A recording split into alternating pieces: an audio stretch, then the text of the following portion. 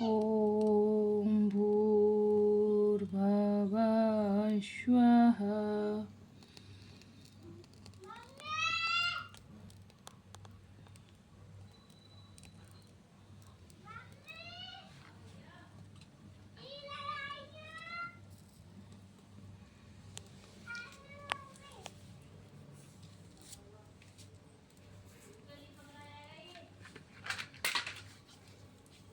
हमेशा एकादशी की कहानी सुने तो तुलसी का दीपक जला के ही सुने।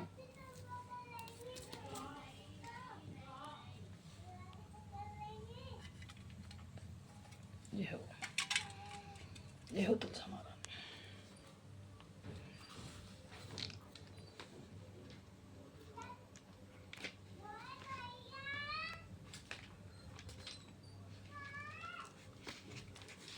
हर हर महादेव। देवउठनी एकादशी की आज हम देवउठनी एकादशी की कथा पढ़ेंगे। श्री स्कंद पुराण कथा। जगत पिता ब्रह्मा जी ने कहा, हे नारद, अब मैं पापों को नष्ट करने वाली तथा पुण्य को भक्ति प्रदान करने वाली प्रबोधनी एकादशी की कथा वर्णन करता हूँ। भागीरथी गंगा मनुष्य को तभी तक फल देने वाले हैं जब तक कार्तिक मास के शुक्ल पक्ष की देवउठनी एकादशी नहीं होती है।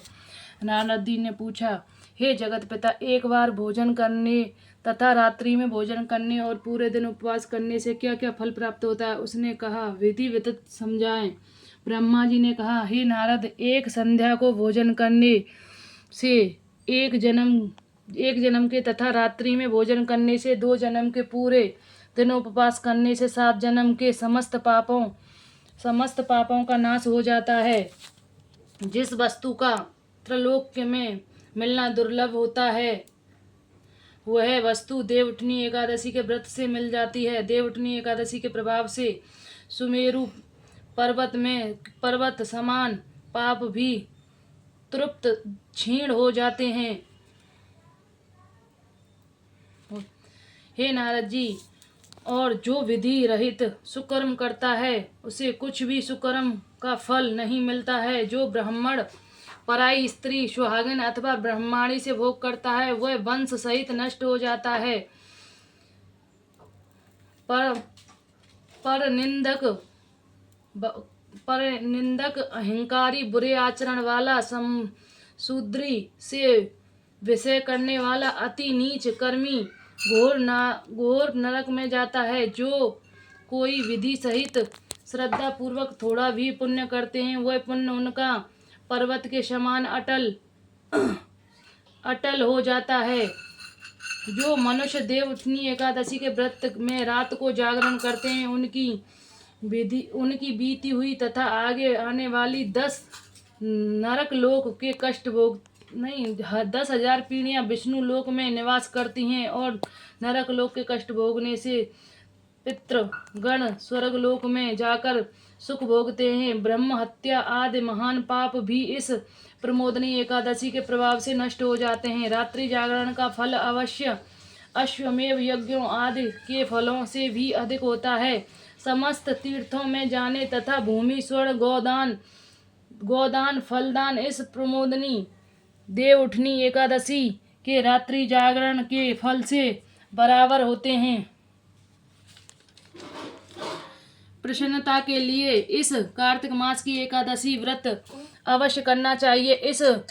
इस व्रत के प्रभाव से मनुष्य पुनः जन्म नहीं पाता है तथा कायक वाचक और मानसिक पापों का नाश हो जाता है। इस दिन जो दान तप होम यज्ञ की प्राप्ति के लिए किया जाता है उसका अच्छे पुण्य होता है। इस प्रमोदनी एकादशी के दिन जागरण करने का फल सूर्य चंद्र ग्रहण काल के स्नान करने के फल सहस्त्र गुना होता है। जो पुण्य मनुष्य जन्म से पुण्य करता है वह समस्त पुण्य इस प्रमोदनी एकादशी के व्रत के आगे व्यर्थ हैं, और जो मनुष्य एकादशी का व्रत नहीं धारण करते हैं उनके समस्त पुण्य व्यर्थ हैं।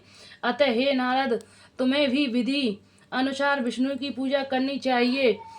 कोई मनुष्य कार्तिक मास के धर्म परायण होकर यह व्यक्ति का अन्न नहीं खाते हैं उनको चंद्र नारायण व्रत का फल प्राप्त होता है। कार्तिक मास के कार्तिक मास के जो मनुष्य भगवान की कथा को थोड़ा या अधिक सुनने या पाते हैं तथा उनको 100 गौ के दान का फल मिलता है। जो लोग प्रमोदनी एकादशी के दिन विष्णु की कथा सुनते हैं उन्हें 7 दीपों के दान का फल मिलता है तथा उत्तम लोक की प्राप्ति होती है।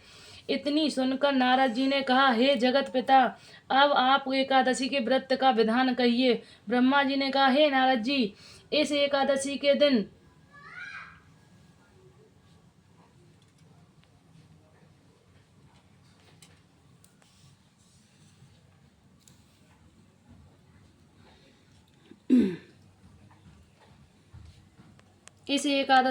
मनुष्य को ब्रह्म मुहूर्त में उठना चाहिए और नदी, तालाब, कुआं आदि पर स्नान करके व्रत का नियम धारण करना चाहिए।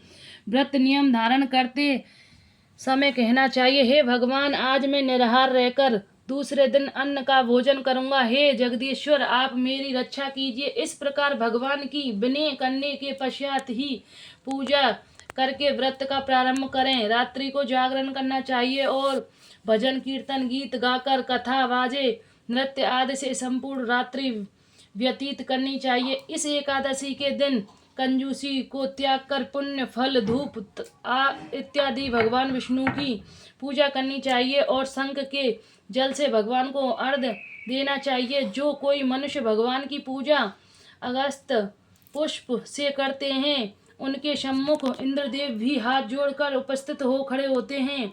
अगस्त के फूलों में श्रृंगार से भगवान बहुत प्रसन्न होते हैं। जो मनुष्य कार्तिक मास के बिलपत्र से भगवान की पूजा करते हैं उन्हें अंत समय तक मुक्ति प्राप्त होती है। जो मनुष्य तुलसी दल द्वारा कार्तिक मास में भगवान की पूजा करते हैं उनके 10,000 जन्म कार्तिक मास में जो तुलसी दल से पूजा करते हैं उन्हें अंत समय तक मुक्ति प्राप्त होती है। जो मनुष्य तुलसी दास द्वारा कार्तिक मास भगवान की पूजा करते हैं उन्हें 10,000 जन्म समस्त पापों का नाश होता है। जो मनुष्य इस मास में नित्य प्रति श्री तुलसीदास के दर्शन करते हैं या स्मरण करते हैं तथा छूते हैं, सेवा करते हैं, पौधे को सींचते हैं तथा कीर्तन करते हैं अथवा संत सेवा करते हैं, वे मनुष्य 1000 कोटि युगों तक श्री भगवान के लोक में निवास करते हैं। कार्तिक मास में जो लोग तुलसी जी का वृक्ष लगाते हैं उन्हें कुटुंब पैदा होने वाले मनुष्य प्रलय काल के अंत तक विष्णु लोक में रहते हैं। जो मनुष्य कदम पुष्प से भगवान विष्णु की पूजा करते हैं वो लोग यमराज की यातनाएं नहीं भोगनी पड़ती हैं और जो मनुष्य गुलाब पुष्प से भगवान की पूजा करते हैं उनको मुक्ति लाभ होता है। अशोक तथा बकुल के पुष्पों से भगवान की पूजा करने से अंतकाल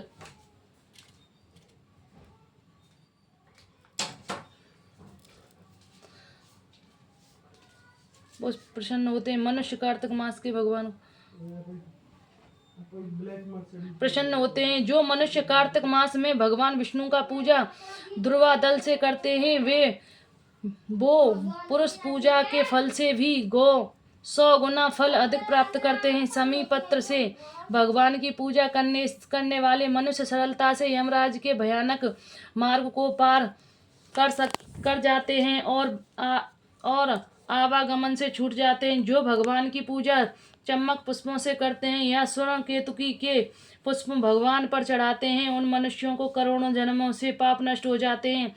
श्वेत द्वीप में स्थान प्राप्त करने वाले मनुष्य को पीले या रक्त वर्ण से कमल पुष्पों से भगवान विष्णु की पूजा करनी चाहिए। इस प्रकार मनुष्य से रात्रि में भगवान की पूजा करके प्रातः काल नदी में स्नान करना चाहिए। तब स्नान करने के पश्चात भगवान की प्रार्थना करते हुए अपने घर आना चाहिए और भगवान विष्णु की पूजा करनी चाहिए। तत्पश्चात ब्राह्मणों को भोजन कराकर दक्षिणा दे क्षमा प्रार्थना करें। फिर भोजन, वस्त्र, गौ तथा दक्षिणा देकर गुरु जी की पूजा करनी चाहिए। रात्रि के समय जिन ब्राह्मणों को भोजन करावे उसी ब्राह्मणों को स्वर सहित बेल दान करना चाहिए। आंवले से स्नान करने के नियम में दही तथा शहद का दान करना चाहिए। जिस मनुष्य ने फल छोड़े हों तो उन्हें फल का दान अवश्य करना चाहिए। तेल थोड़ा हो तो उसके स्थान पर घृत और घृत के स्थान पर दूध तथा अन्न के स्थान पर चावल का दान करना चाहिए। जो मनुष्य इस व्रत में भूमि का शयन करते हैं उनको व्रत की समाप्ति पर शेया सहित सब वस्तुएं दान करनी चाहिए। और इस व्रत में मौन धारण करने वाले को स्वर्ग सहित तिलों का दान करना चाहिए। जो वालों को धारण करने वाले हों उन्हें दर्पण का दान करना चाहिए तथा जो लोग इस व्रत में कार्तिक मास के अपहाना धारण नहीं करते हैं उन्हें अपहाना दान करना चाहिए तथा इन व्रत में नमक त्यागने वाले को शक्कर का दान करना चाहिए।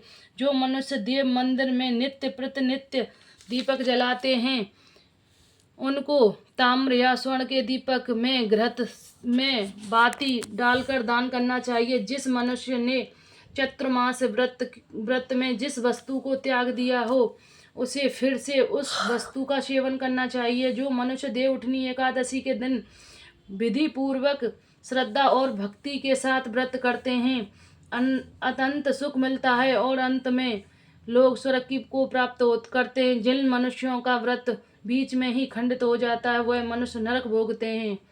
बोलो देवउठनी एकादशी मैया की जय। बोलो विष्णु भगवान की जय। बोलो विष्णु भगवान की जय। ओम जय जगदीश हरे स्वामी जय जगदीश हरे। भक्ति जनों के संकट दासे के संकट क्षणों में दूर करे। ओम जय जगदीश हरे। मात तुझो धावे फल पावे दुख बिनु से मन का सुख संपत्ति घर आवे कष्ट मिटे तन का। ओम जय जगदीश हरे। मातु पिता तुम मेरे शरण गाँव में किसकी स्वामी शरण गाँव में किसकी तुम बिनी और न दूजा आस करूँ मैं जिसकी। ओम जय जगदीश हरे।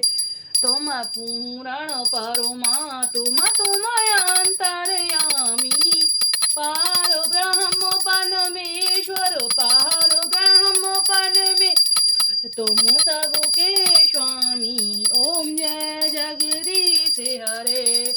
तुम करुणा के सागर तुम पालन करता स्वामी तुम पालन करता।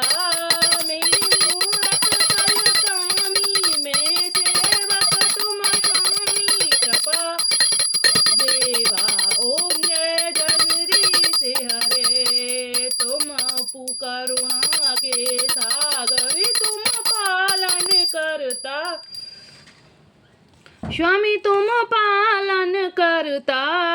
मैं मूरख कल कामी में सेवक तुम स्वामी कृपा करो देव। जय जगदीश हरे। तुम हो एक गोचर सबके प्राणपति स्वामी सबके प्राणपति। किस विध मिलूं दया में तुमको मैं कुमति। ओम जय जगदीश हरे। दीन बांधो दुख हरता तुम रक्षक मेरे स्वामी तुम ठाकुर मेरे।